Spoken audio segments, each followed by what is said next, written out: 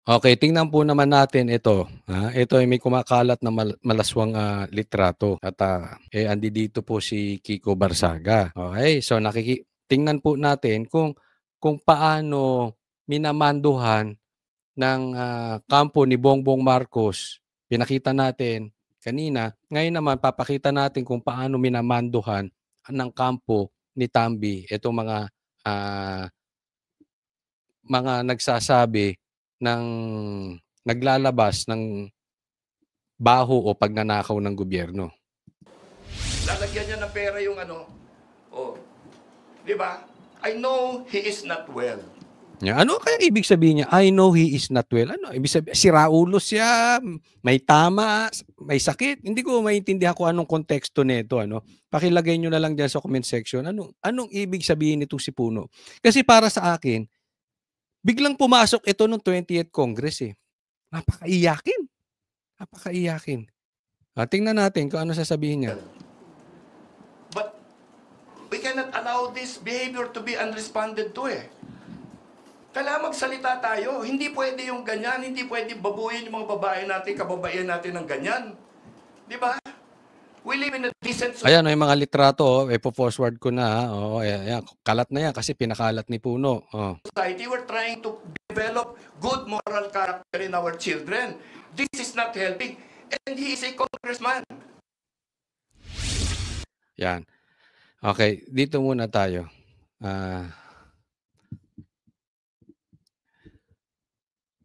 Bakit bigla ninyong pinuna yung litrato? Diba? Ako hindi ko alam kung kailan pa yung litrato na ito, kung bago lang ba yan, o hinukay. Pero bigla kayo naging concern doon sa mga malalaswang litrato. Pictures na lang, litrato. Sigurado ka ba yung mga kasamahan mo malilinis? Sigurado ka bang walang kabulastugan yan? Sigurado ka bang hindi nakikita yan sa... Ako, baka pangalanan ko yung mga mahihilig. Di ba? Kaya lang, ginamit pa nito si Puno yung babae. Ngayon bigla siyang concern doon sa image ng kamera. Akalain mo, ang nag-insert, ang sakit, no? Di ba? Para kang para kang iniputan sa puwet. Ang nag-insert, si Tamby. Pananagutin, ipasasagot kay Kiko. Ang baboy nyo. Sino bang nag-insert sa budget? Si Kiko ba? O si Tamby at saka si Saldi? Sino ang itinuturo na nagmamanipula ng pera para sa flood control projects? Si Kiko ba o si Tamby o si Saldi? Kasi nawala na tayo eh. Bigla tayo napunta. Ang tagal pinapalabas sa inyo si Tamby tsaka si Saldi, Puno. Ang tagal nang sinasabi ang insertions na yan.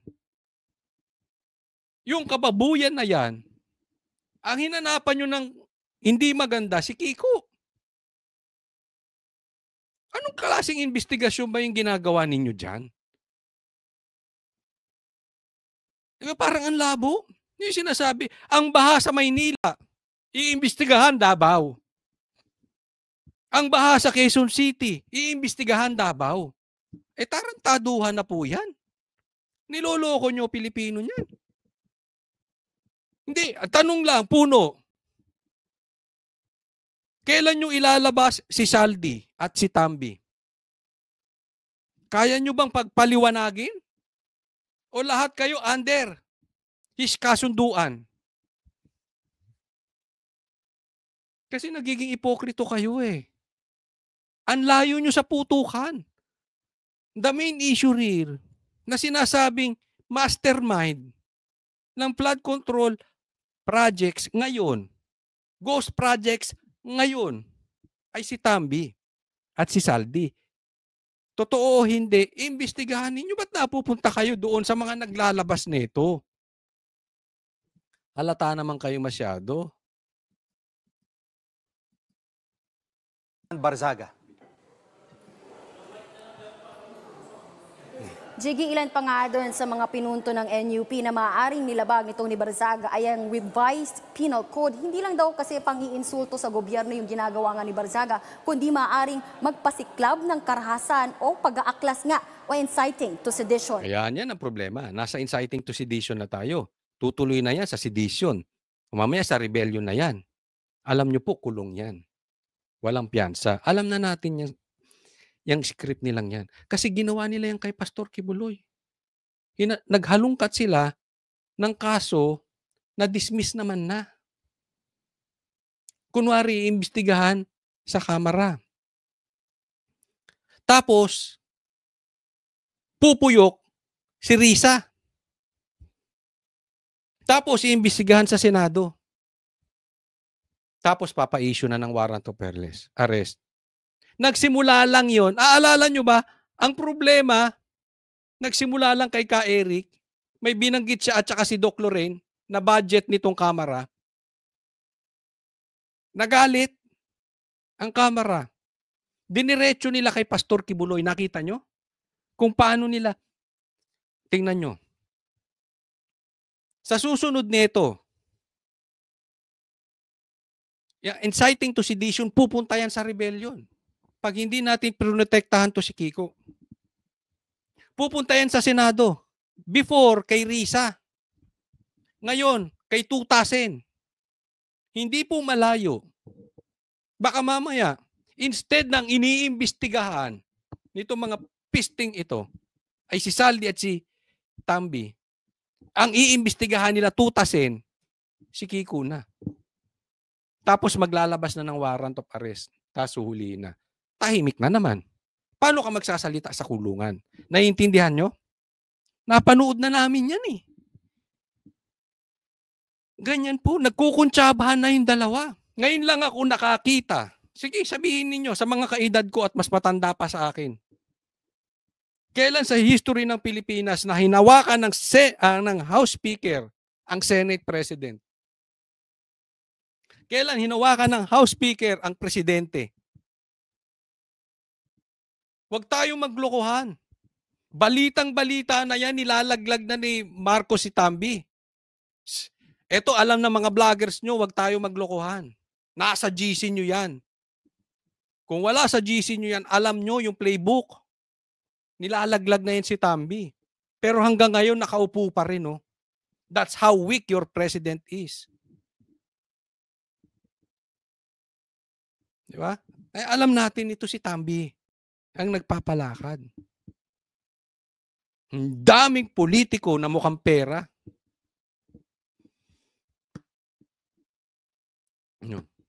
Mamaya inciting to sedition na naman.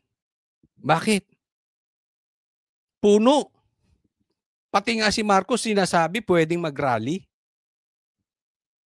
May sinabi ba siyang manakit kayo?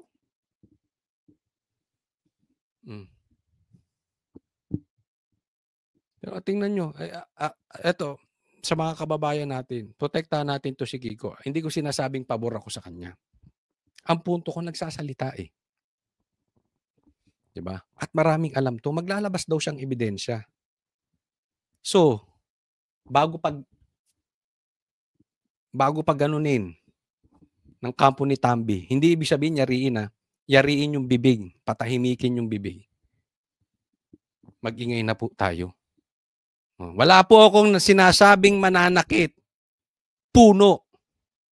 Sinasabi ko lang yung sinabi ni Bongbong Marcos mag-rally. Kaya lang, wala din. Diba? Lakas talaga ni ano.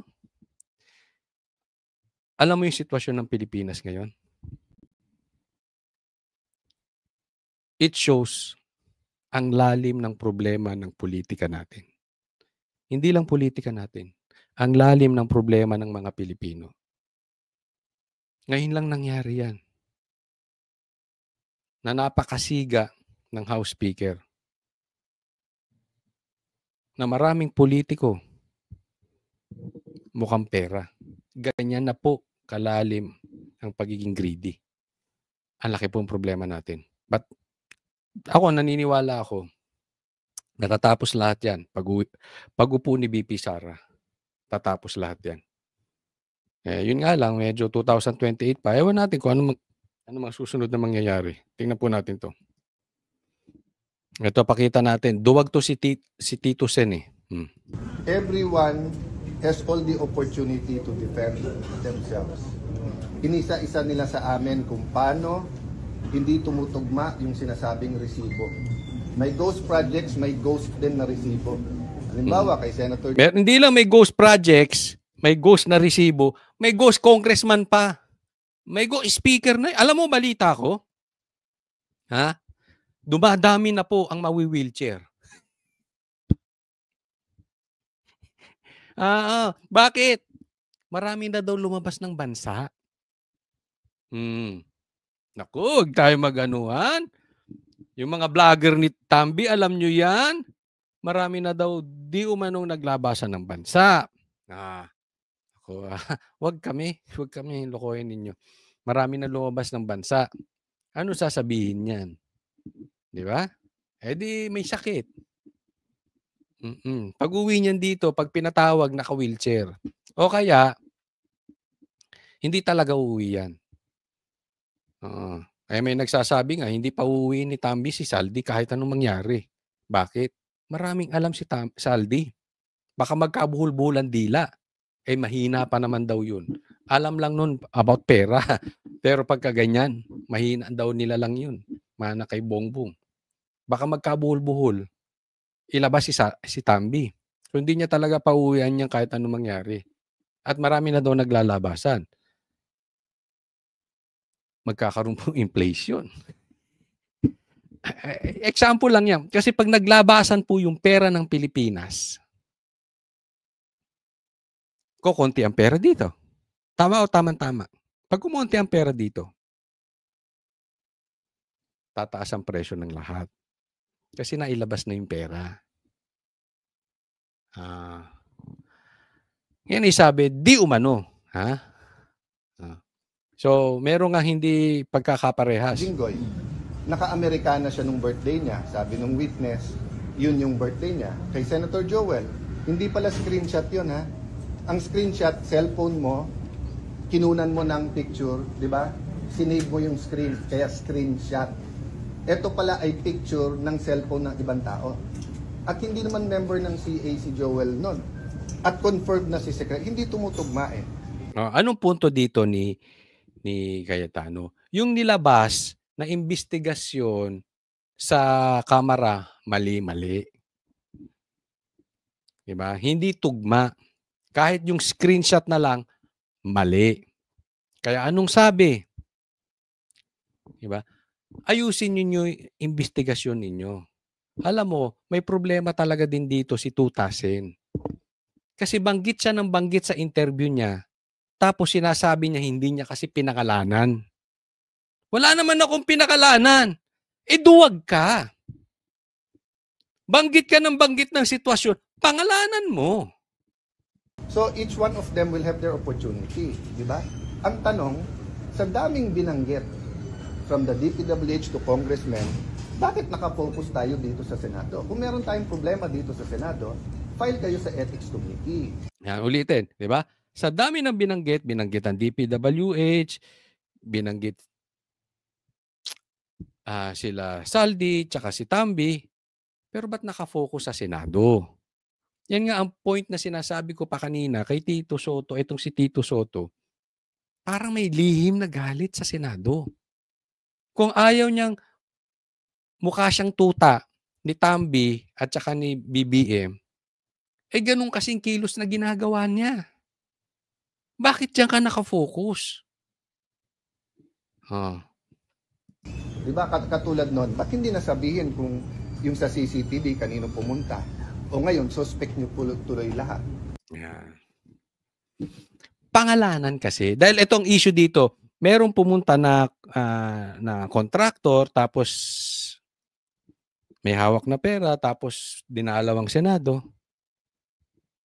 Yung pala fake news. Tapos hindi na lang sinabi kung saan pumunta. Pangalanan. Ako sinasabi ko lang din eh. Kasi nadidinig ko yung balita kanina. Yung katulad kay Tito Sen, hindi niya pinapangalanan. Mali nga yun. Huwag ka nang magbanggit kung hindi mo rin papangalanan. So lahat suspect. Pambihira. Sinira niyong Senado, tapos meron kayong mga kasamahan dyan sa Senado na parang tuwang-tuwa na sinisira yung Senado. Galing po yan sa majority. Tingnan nyo? May pumunta rito? Yan ang iimbestigahan? Bakit minority? Ang galit. Sinisira dito Senado eh. Lahat suspect. Naintindihan nyo may pumunta tapos lahat suspect. Ba't di pangalanan? Yung pala, mali naman pala.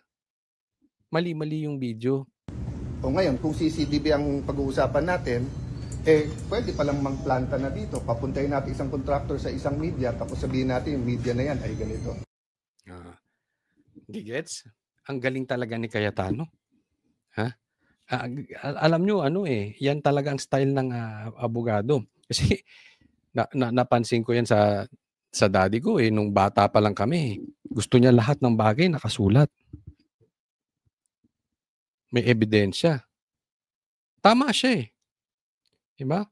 Pwedeng pumunta dyan. Tapos kausapin lang yung media. Anong sabi dyan? Tanim. Nangyayari dyan, di ba? Tanim. Anong ginawa nila? Tanim chismis. Sino nagpasimula na magkakaroon ng kudita sa Senado? Si Lacson. Tapos, itong naman si Tutase, nagpa-interview sa isa pang bugok kung ano-anong sinabi doon.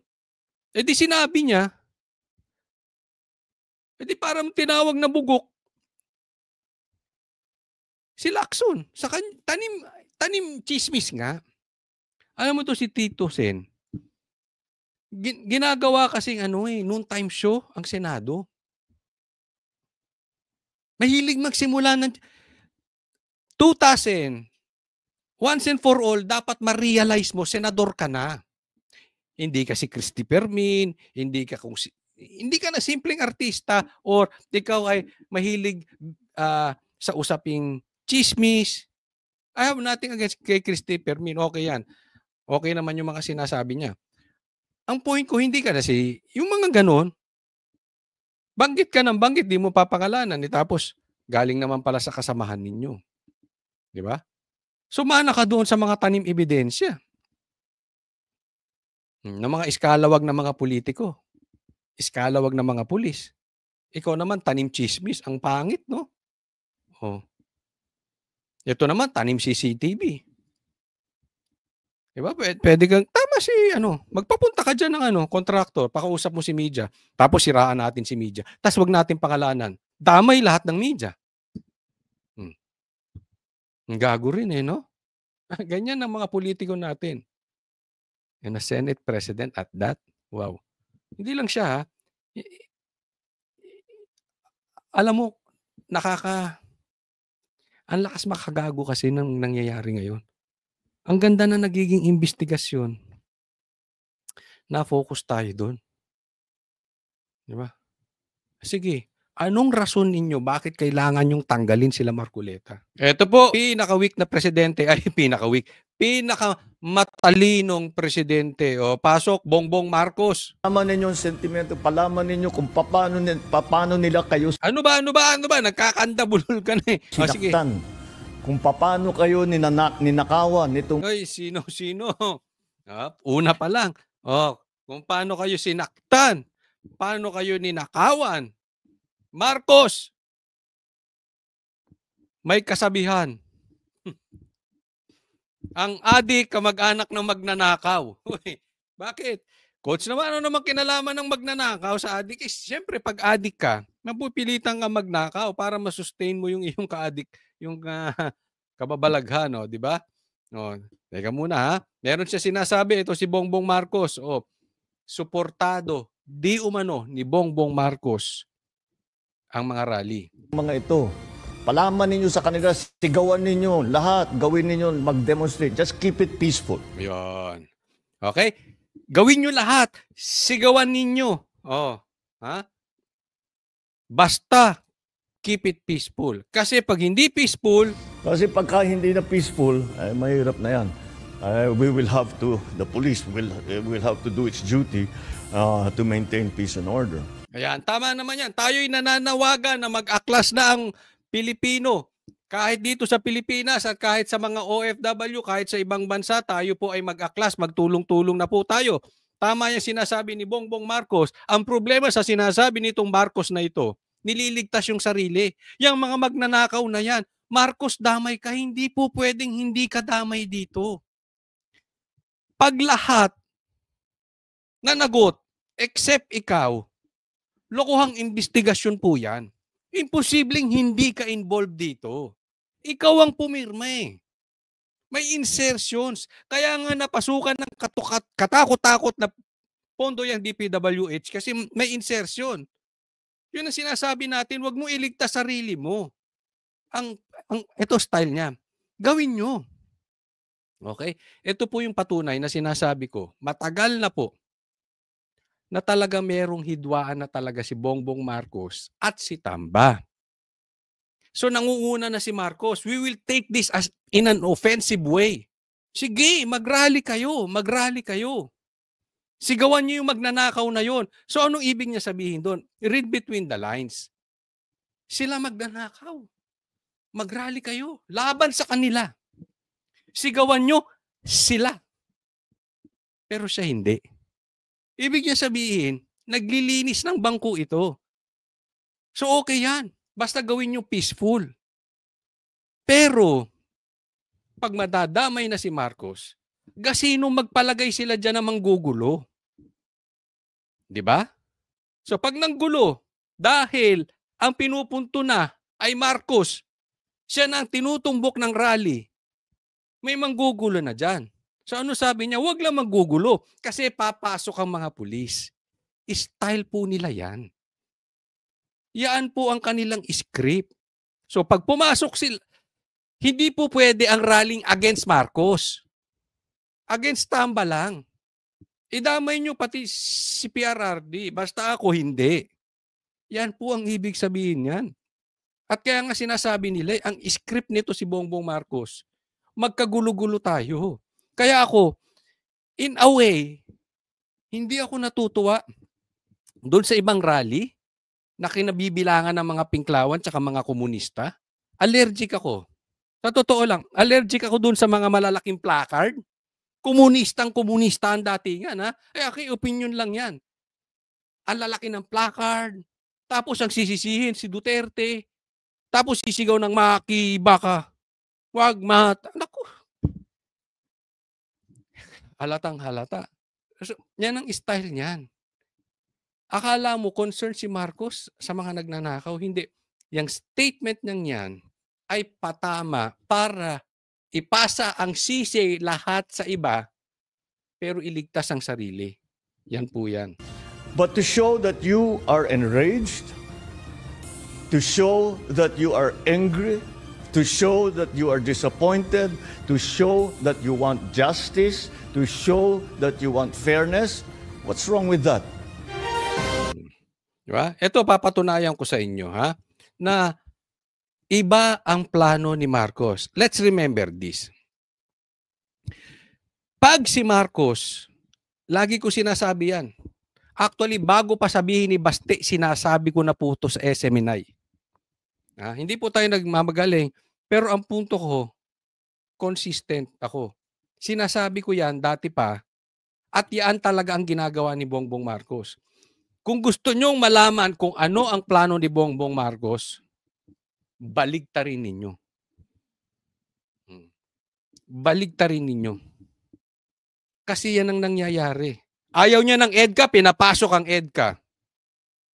Ayaw niya pumasok ang ICC, pinakidnap si PRRD. Ayaw niya ng impeachment, yung anak niya kauna-unahang pumirma sa impeachment. Ganyan po kaloko-loko tong tao na ito. Ganyan po kasinungaling tong tao na to. Kaya sinasabi ko sa inyo, ang sinungaling kamag-anak ng magnanakaw. Parehas yan. Huwag kayong magtitiwala dyan. So, ang gusto niya, ang pinapalabas niya, gusto niya ng rally. Suportado niya yan. Ayaw niya yan. Ayaw niya. Naalala nyo? nung nagsasalita si Diskaya, okay sa kanila. Okay. Pero nung nagsalita na si Diskaya na tinumbok na ang Congress at tatamaan na siya, anong ginawa niya? Pinapalitan niya ang Senate President, pinalit niya si Tutasin. Diba? Kasi kabaligtaran. Ayaw niya ng rally. Okay sa kanya ang rally kung ang babanatan lang si Tamba. But definitely, posibleng may overflow yung tao. Yung galit sa kanya. Kasama siya. Ito, papatunayan ko sa inyo. Ito plano ni Bongbong Marcos. Ito, tingnan nyo po. Tingnan po natin yung statement ni Auntie Claire. Castro, sinabing gustong patalsikin ni BP Sara si PBBM para maging para maging pangulo ito. Ayan. Alam nyo, itong sinasabi nito ni Claire, ito po ay mind conditioning. Inuuto po niyan nila dito, ang komunista at dilaw. Alam nyo kung bakit?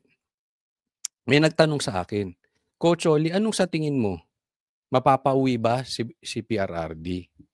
Ang sagot ko, sana, pero mukhang malabo. Bakit? Kasi si PRRD ay pain ni Bongbong Marcos sa mga makakaliwa, sa mga komunista, at sa Pinklawan. Pag pinayagan niyang umuwi si PRRD, malakas na ang DDS, magagalit pa sa kanya ang komunista, makakaliwa, at ang Pinklawan. Kaya hostage doon para kampihan siya ng dilaw. Nagigets nyo? Kasi, kaya binobola ni Bongbong Marcos yung mga Pinklawan at yung Pinklawan ay kumakampi kay Bongbong Marcos. Kasi they have the common enemy at hindi nila kaya si BP Sara ng solo. Alam nila yan. Kaya ito si Claire ay parang tinatawag na bobo kayo. Bobo ang mga Pilipino, bobo ang mga NPA, bobo ang mga komunista, bobo ang mga Pinklawan. Kasi minamind conditioning. Ibig sabihin nito, i-connect ko dun sa sinabi ni Bongbong Marcos na rally. Pabor siya sa rally.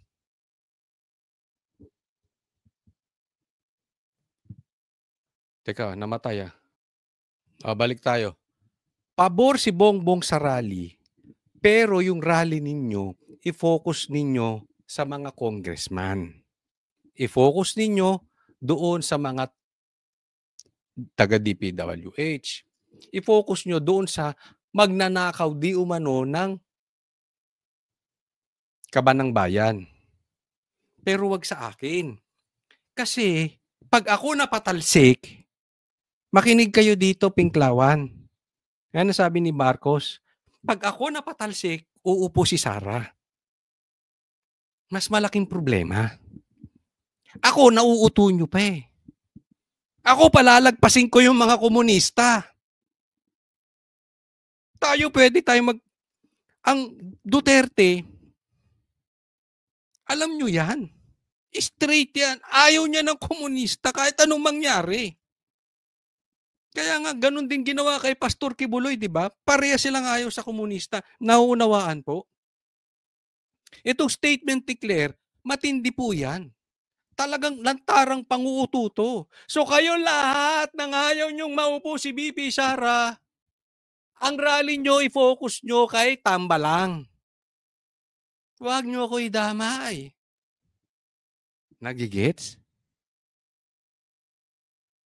Ganyan po ka-opportunista tong mga to. Pinupokus nila eh.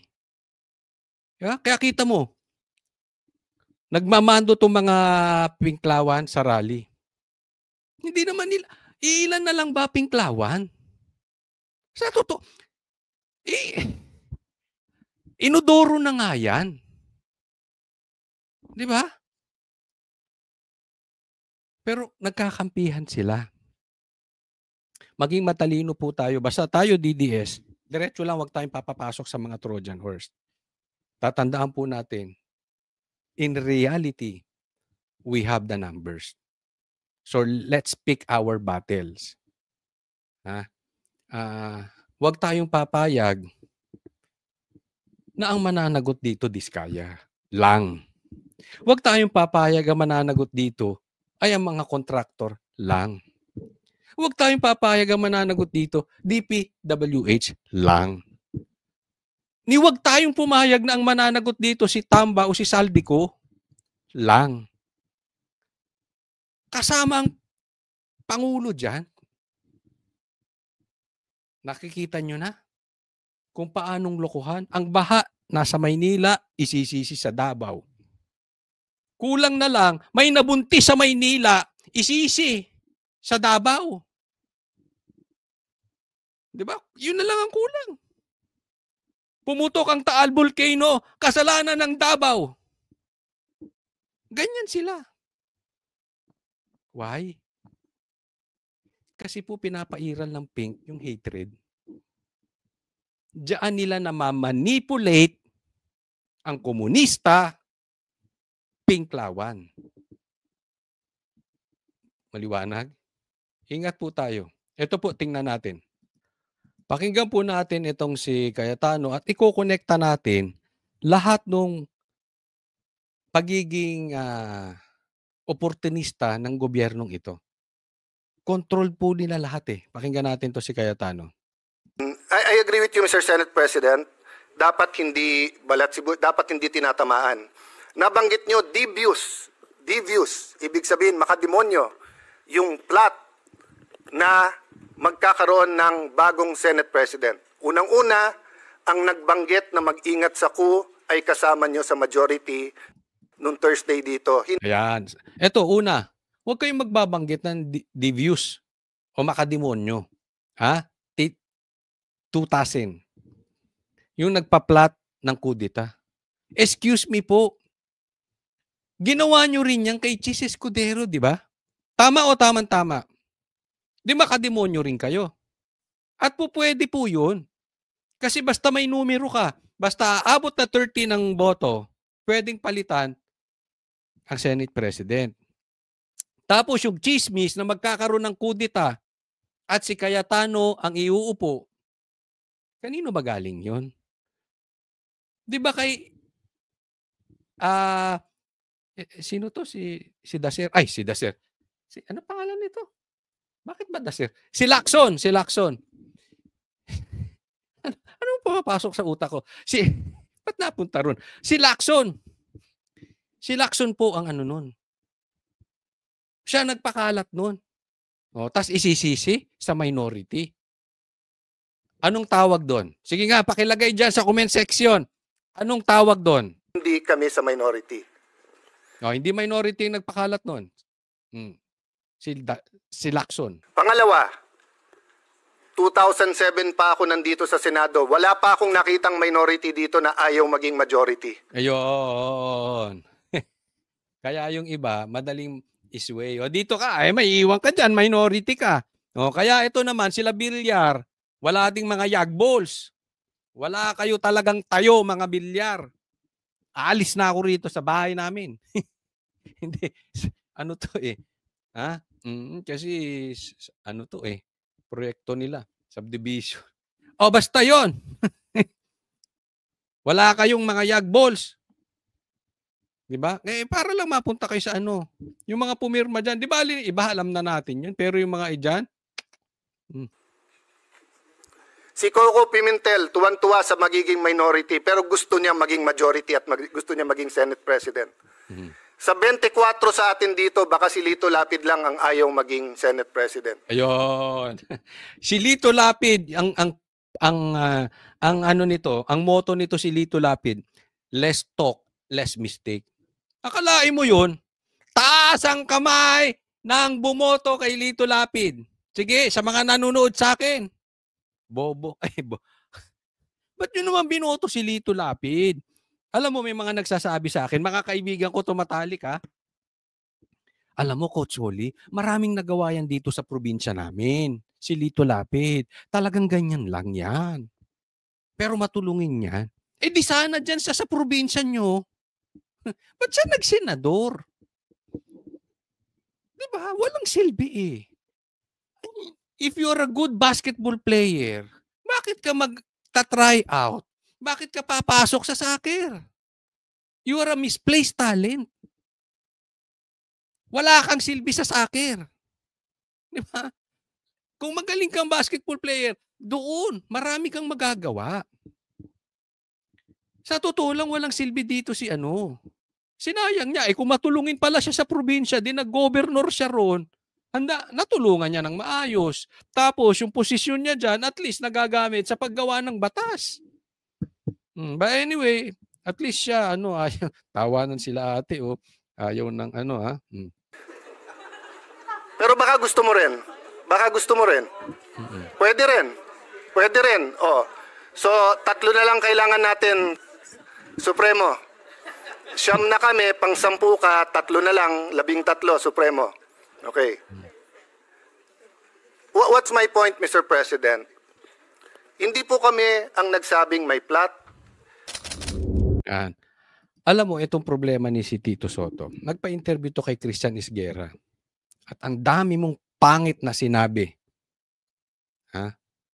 Halata, doon sa interview niya kay Christian Isguera, parang galit siya sa Senado. Dahil ba, nilalabas niya ang baho ni Tamba at ni Saldico. Ako'y nagtatanong lang dyan, Tutasen. Kasi nagpa-interview ko dyan kay Christian. Alam mo, meron ako mga kinausap na mga vloggers. Di ko na sila babanggitin. Sabi ko, alam mo, bilib din ako dyan kay Christian Isguera. Ha? Kahit simple lang, lakas ng views. Kasi, although I don't, hindi ako bilib sa tayo niya kasi pabakla din. Pero, mataas ang views, sabi ko. Sabi nila, paano hindi tataas ang views niyan? Ang ini-interview, mga sikat. Diba? Alisan mo ng interview yan. Tingnan mo kung kaya mag-explain yan. But anyway, ako, hindi yun ang tinitingnan ko. Wala namang issue sa akin kung magaling siya o hindi. Ang issue sa akin, successful siya dun sa ginagawa niya. So be it. Pero hindi ko gusto yung tayo niya. But anyway, nagpa-interview to kay ni-interview si Tito Soto, hindi magaganda yung mga binitawan niya. At ito'y halatang halata na meron silang tinatago eh. Diba? Hindi nila mapalabas si Saldico, hindi nila mapalabas si Tambi. Iniiwasan yung patungkol doon. Tapos, ito'y aking opinion. Hindi lang siya tuta ni Tambi. Magalit na yung maka-TBJ dito. Sa totoo lang tayo. May mga kaibigan din akong pabor sa TBJ. Pero ngayon, galit na. Bakit? Tutang-tuta. Connect lahat. Alam mo itong nangyayari ngayon? Nililigtas nila yung sarili nila. Yung ginawa ni Tito Soto, nililigtas niya rin si Bongbong Marcos. Nakikita nyo na kung paano minamanipulate ni Bongbong Marcos ang sitwasyon para lang manatili siyang malinis.